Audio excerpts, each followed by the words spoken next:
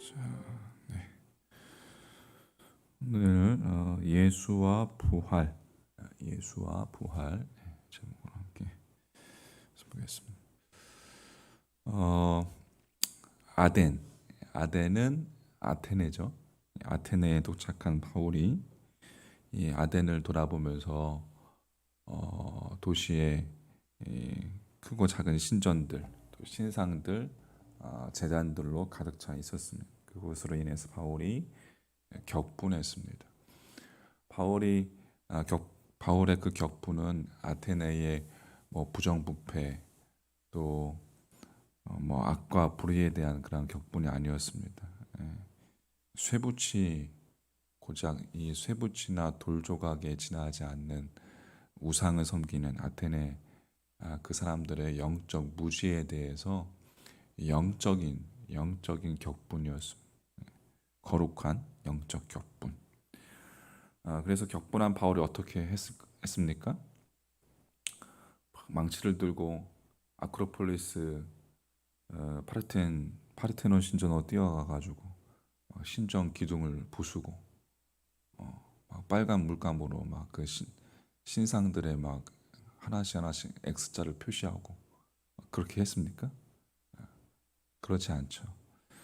우상을 회파하고 이 제단을 허무는 것이 이 가나안 땅과 또 이스라엘 백성들 그 사이에서는 얼마든지 허용이 되었습니다. 하지만 그러나 바울이 격분한 이곳은 가나안 땅이 아닌 이방 도시죠. 이방 도시 아테네이고 또 바울의 격분의 대상은 하나님의 선민인 이스라엘 백성이 아닌 이방인 아테네 사람들이었습니다. 그곳에서 그곳 사람들에게 격분한 바울이 자, 그러면 무엇을 했을까요? 자, 17절 말씀. 회당에서는 유대인과 경건한 사람들과 또 장터에서는 날마다 만나는 사람들과 뭐하니? 변론하니. 바울이 회당과 장터에서 날마다 만나는 사람들과 함께 변론했습니다. 변론. 토론. 아테네의 유대인 회당에서도 또 유대인들과 경건한 사람들, 다시 말해서 유대교로 개종한 이방인들이 있었습니다. 그 유대인 회당은 본래 하나님의 말씀을 배우는 곳이었죠. 회당, 시나고게라고 하는데 회당. 그러므로 바울이 회당을 찾아가서 그곳에 모인 사람들에게 하나님의 말씀을 설교하고 복음을 말하고 또 함께 토론한 것은 지극히 자연스러운 일이었어요. 또 장터에서는 그 당시 장터의 기능은 물건을 사고 팔 뿐만 아니라 집회와 재판 기능, 공공의 그러한 재판 장소, 자유 토론까지 가능했던 기능을 가지고 있었던 광장이었어요. 자, 거기서 변론하는 거요. 18절 말씀. 어떤 에피크로스와 스토아 철학자들도 바울과 쟁론할세. 어떤 사람은 이르되 이 말쟁이가 무슨 말을 하고자 하느냐 하고 어떤 사람은 이르되 이방신들을 전하는 사람인가 보다 하니 이는 바울이 예수와 부활을 전하기 때문이로라. 바울이 회당과 장터에서 설교하고 그 토론의 내용의 핵심은 뭐였어요? 예수와 부활이었습니다. 예수와 부활. 바울의 설교를 듣고 바울과 논쟁을 벌인 사람들 가운데 에피크로스 또 스토아, 여러분 학창 시절 때 배운 거 기억나세요?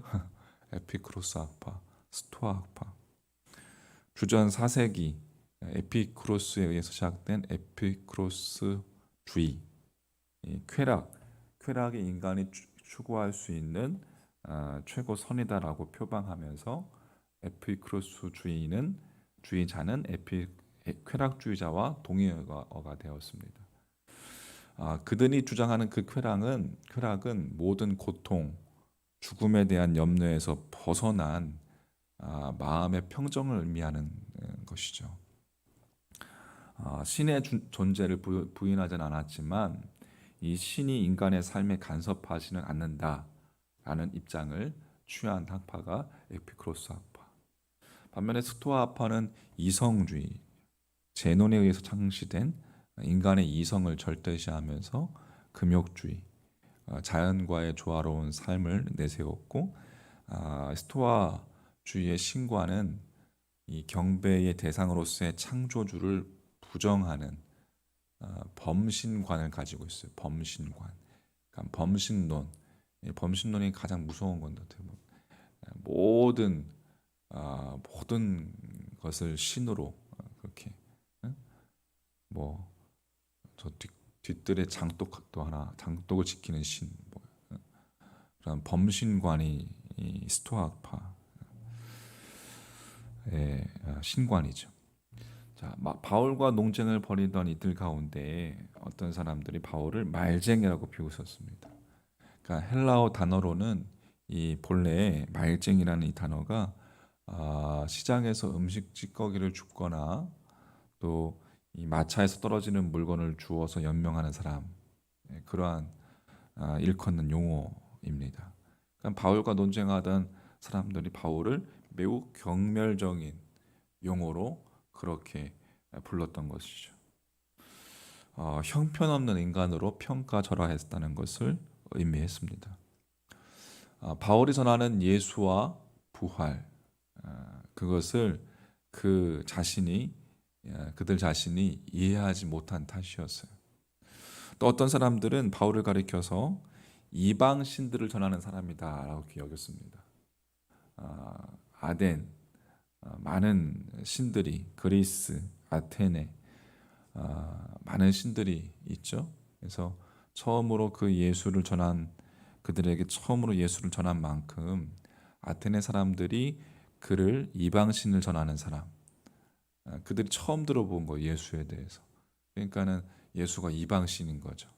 이방 신들을 전하는 그렇게 이해했던 것은 당연한 일이었습니다.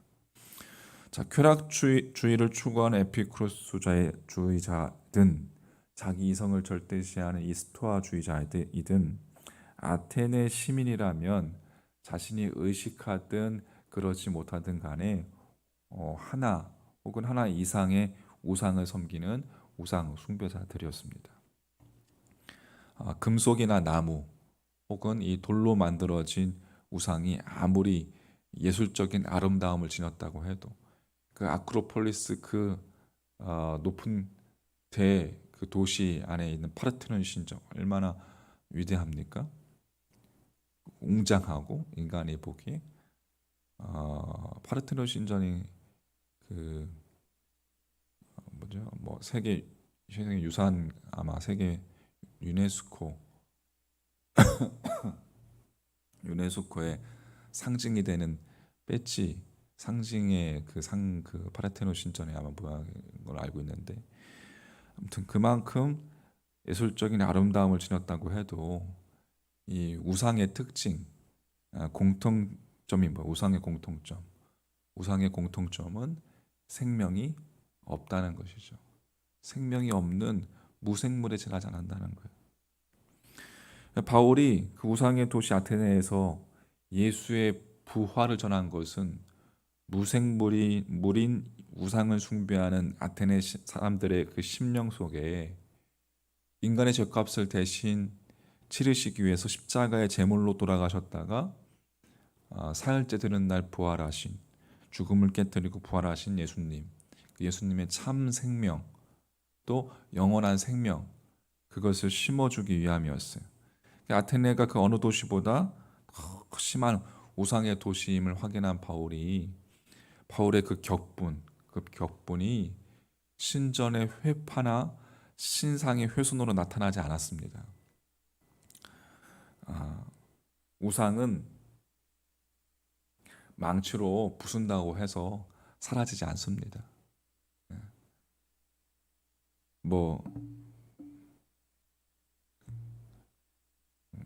우상의 출처가 이 금속이나 나무 혹은 돌이 아니라 그 우상의 출처는 바로 인간의 마음이기 때문에 그렇습니다. 그러니까 우상이 인간의 손끝에서 빚어지기 전에 마음 속에서 먼저 만들어진다는 거예요. 그러므로 눈에 보이는 우상을 아무리 우리가 뭐 깨트리고 없앤다고 하여도 그 사람 마음 속에 우상이 그대로 남아 있다면 그 사람은 여전히 우상 숭배자일 뿐인 것이죠. 바울이 자기 손으로 우상을 이렇게 만들지 않았습니다. 외형상으로 봤을 때 바울은 우상과는 전혀 무관한 사람이었습니다. 그러나 바울이 실제로는 자기 마음으로 하나님의 우상을 스스로 만들어서 부둥켜 안고 있었던 것이요. 바울이 하나님은 이런 분이시다라고 스스로 단정한 하나님의 그 우상을 바울이 지니고 있었습니다. 그래서 하나님의 이름으로 예수 믿는 자들, 그리스도인들을 잡아다가 옥에 가두고 하나님의 독생자이신 예수님을 부인하고 부정하고 하나님의 이름으로 교회를 짓밟았고 하나님의 이름으로 사람 자신의 그렇게 그리스도인을 잡아 옥에 가두는 일을 자신의 천직으로 삼았습니다. 그것이 하나님의 뜻이라고 믿었기 때문에. 하지만 그것은 하나님의 뜻이 아니었어요. 하나님의 뜻이 아니라 바울 자신이 만든 하나님의 하나님의 우상의 뜻이었습니다.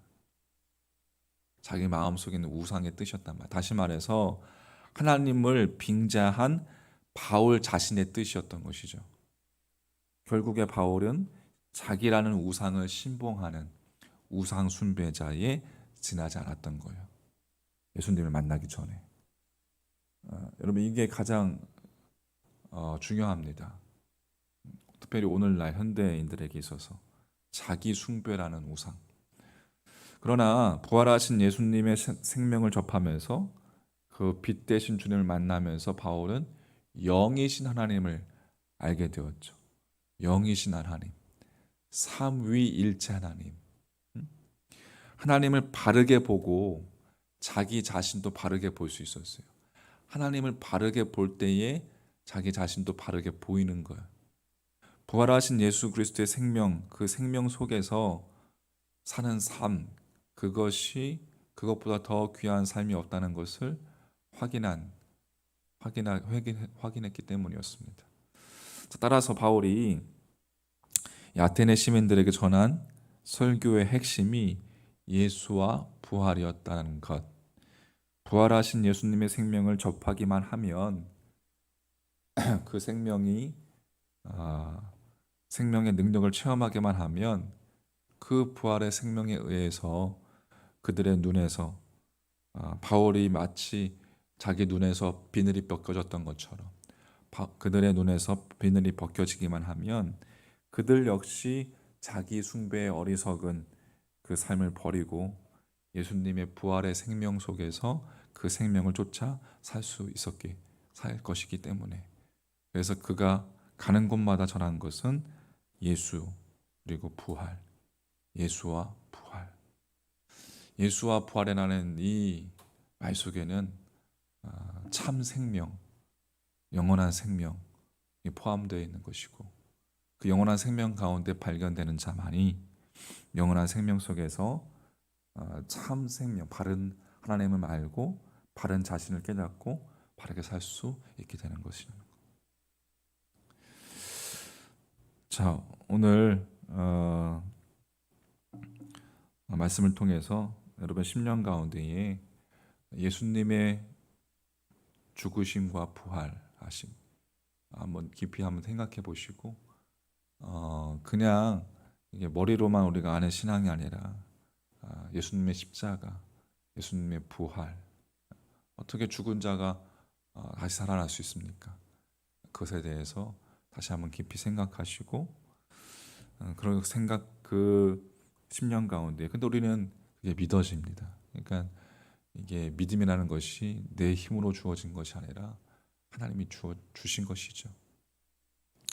자, 비로소 그 안에서 오늘도 여러분 나 자신이 발견되어지고 나라는 자기 숭배에 나도 모르는 사이에 빠져 있는 이 현대인들의 모습 속에서 여러분 깊이 내면을 성찰하시고 나는 정말 살아계신 하나님을 섬기고 있는지, 우리의 경배의 대상이 살아계신 하나님, 예수 그리스도, 부활하신 그분인지 다시금 깊이 우리가 묵상하고 내 안에 있는 우상들을 다 회파하고 우리의 마음속에 있는 우상들을 다 내어버리고 오직 살아계신 하나님만 섬기는 여러분과 저의 믿음의 여정이 되기를 오늘도 주님의 이름으로 간절히 축원합니다. 아멘.